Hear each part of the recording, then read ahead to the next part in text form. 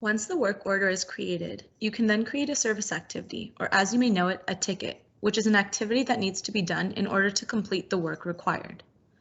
Someone in the office creates a service activity and schedules the right resource to complete the work. Here is what a service activity looks like. And here is the resource that was chosen for the service activity. In this case, it's Joshua Ford.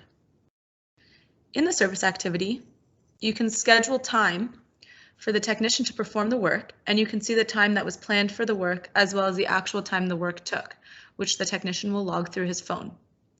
The technician can see the reason for the work in the service activity details, which comes in straight from whatever information the office included in the work order description.